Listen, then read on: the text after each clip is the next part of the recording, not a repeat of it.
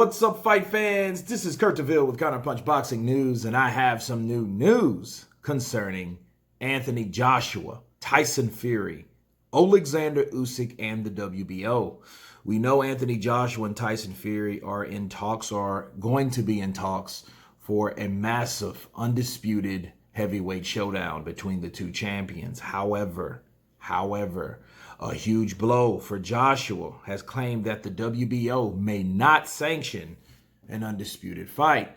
They state that the WBO has already given Anthony Joshua 2 voluntary defenses, his rematch against Andy Ruiz Jr., and for his KO win over Pulev. And they are adamant that Oleksandr Usyk will be fighting for the strap next, following his points victory over Derek Chisora on Halloween.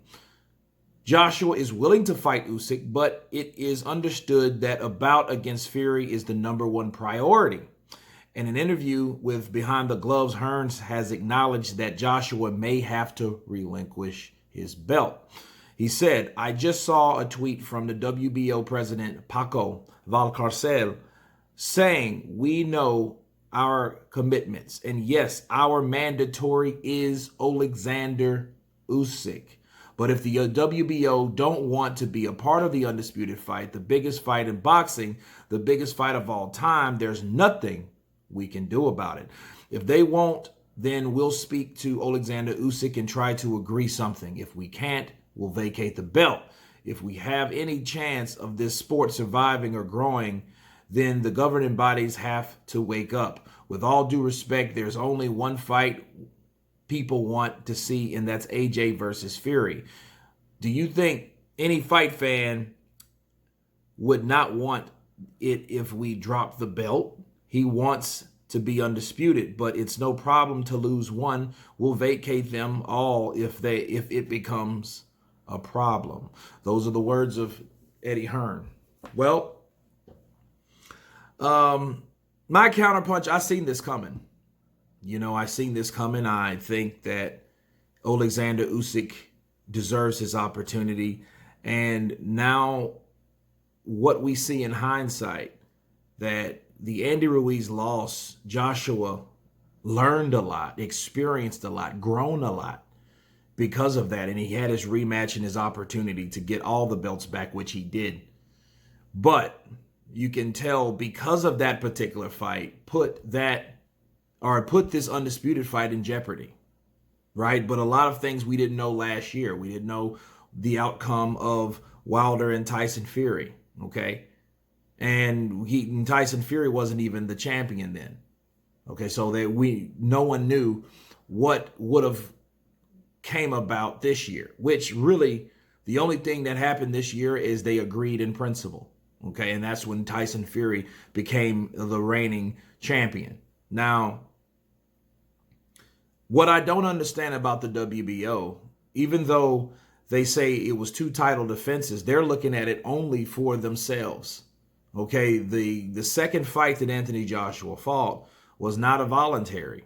It was from the IBF, and if the WBO and Paco, if he knows anything about the IBF, he knows that they don't play. He knows that Anthony Joshua would have been stripped, and it just shows you that they don't care and they are unwilling to work with each other when it comes to those type of issues. They know.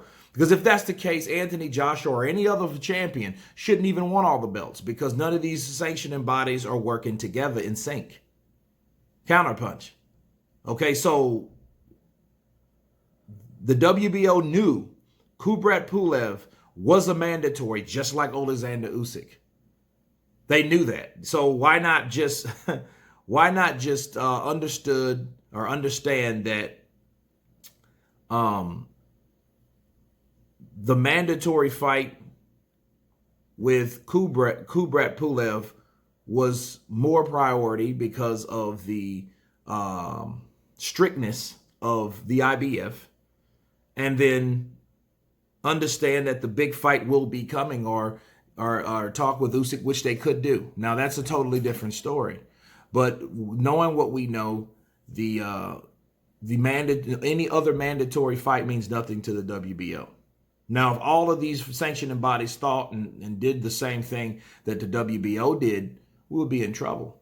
Okay, so I understand their leniency, but again, that second fight with Ruiz was necessary for him to get the belts back. But they looked at that as a voluntary. But I don't see why they looked at the voluntary issue on the Kubrat Pulev issue. He was just doing his job as a champion, defending the belts because he is mandatory. It's not a voluntary. So they shouldn't look at it as a voluntary. That makes really no sense. However, Oleksandr Usyk deserves his shot just like everyone else. So you have to look at it fairly. Now, with Eddie's concern, he knows that Anthony Joshua wants to fight for Undisputed. So for him saying, well, we'll vacate them all if it becomes a problem, well, that makes no sense anyway. That makes no sense. You know what I mean? Because if that's the case, that means that if the belts are not on the line, if the belts mean nothing, just have the fight, they should have fought a long time ago. You know what I mean? So that's what doesn't make sense. Let's say Tyson Fury loses the belt. Then what? Then would people really want to see Fury versus AJ then if Fury gets knocked out by Wilder? Or would Wilder become the new interest of a heavyweight showdown? I'm guaranteeing you Anthony Joshua will think so. Why do you think Anthony Joshua didn't call out he didn't say a name?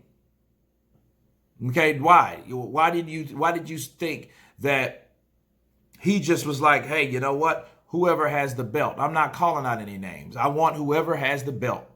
That's what I want. And he's doing that because, like he already mentioned, because he's consistent, that there's no guarantee that Tyson Fury will come out the victor. He knows there's a chance that Tyson Fury could lose the belt. Okay? So if he lost the belt due to whatever's going on in this mediation or has to fight Wilder, it's going to be more difficult anyway, and it's going to be more time dragged on. So why would you try to drop a belt worrying about Tyson Fury when Tyson Fury doesn't even know when his next fight's going to be or who is he going to fight? Counterpunch. His last fight with Caballero was canceled due to not having a crowd, which makes no sense. Because that shows that Frank Warren and Bob Arum couldn't get their shit together for their guy that they say they support, that they say is the best heavyweight on the planet. That looks bad on their behalf. It does. So why should then Anthony Joshua go and do something so drastic? I know Eddie Hearn's looking for the money. That's what he does. That's what promoters do. They targeted the big money fights. Okay, but at risk of losing one belt or two or three belts, I don't think that's in the plan, because I think when you do that, you're missing the plot. And the plot is to become undisputed, like that last guy from the UK, and his name was Lennox Lewis. Okay, so I think Eddie's saying, oh, well, we may need to do this, may need to do that. I hope it comes to a bargaining tool with Usyk, and Usyk, if he is lenient enough to allow that fight to happen, because it's really basically up to him at the end of the day. So the WBO will enforce what they just claim on Usyk's behalf, if Usyk cares to push this forward. And he said before, hey, that won't happen. But who knows?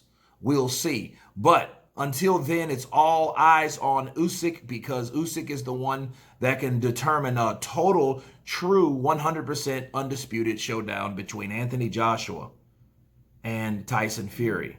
But then again, here's Tyson Fury. He has to settle his problems also. Anyway, you guys tell me what you think of the WBO saying that that fight will not be obligated until he fights Oleksandr Usyk. Of course, please subscribe. And you guys been Counterpunch. Peace.